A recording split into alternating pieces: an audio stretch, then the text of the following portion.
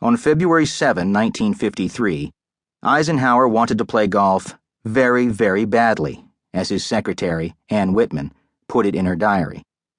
The day was cold and rainy, and Ike kept wandering out of the Oval Office onto the porch by the rose garden to stare up at the clouds.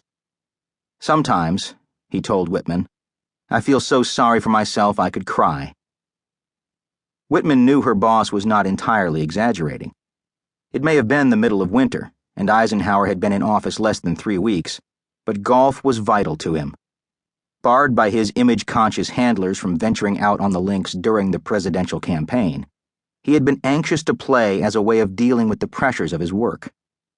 Eisenhower had a healthy respect for the physical and mental toll exacted on the men who had occupied the Oval Office before him.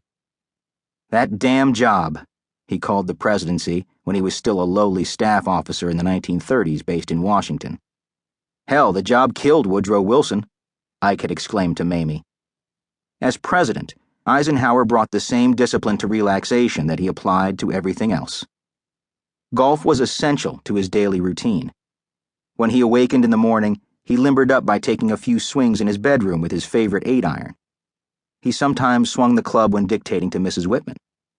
At 5 p.m., he would rise from Teddy Roosevelt's old Navy Department desk in the Oval Office, put on his golf shoes, and head out the door, leaving tiny spike holes in the floorboards. On the ellipse, the greensward stretching south from the White House toward the Washington Monument, he would practice fairway approach shots. His faithful valet, or as he was known in military parlance, his striker, Sergeant John Money, would shag the balls while tourists peered through the iron fence. Eisenhower teed off for a full round of golf about 800 times in his 8 years as president.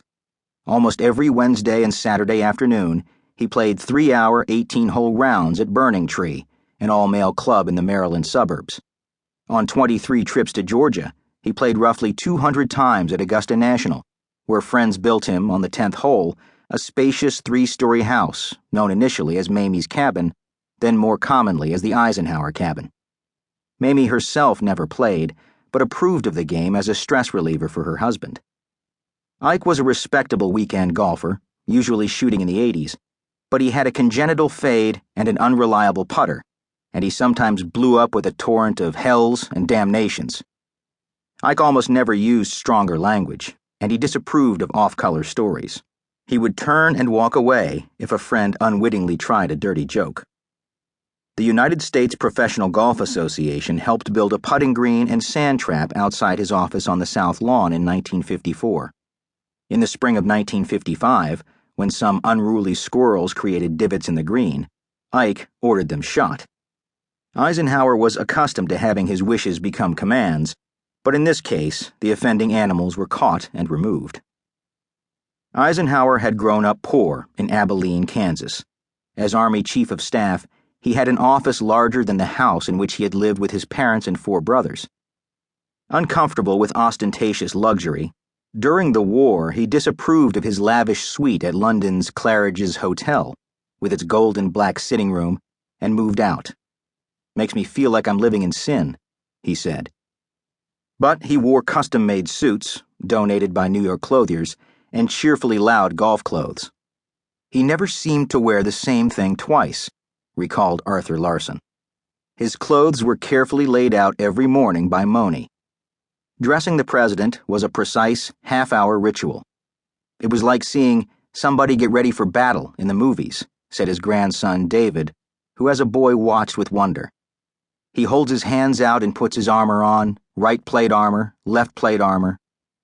George Thompson, who filled in for Money on his days off, was astounded to find that he had to hold the president's undershorts for him to step into. Eisenhower was at once intimate and courtly with his staff.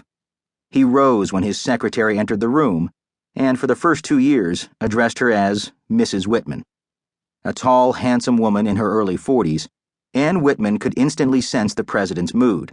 Staffers would check with her in the morning for updates. As she revealed to her biographer Bob Donovan, she knew the president's likes and dislikes, that he enjoyed classical as well as cowboy music, though he was deathly afraid of being considered highbrow, that he pretended not to like big crowds along his motorcade route, that he liked seeing old Abilene friends and classmates.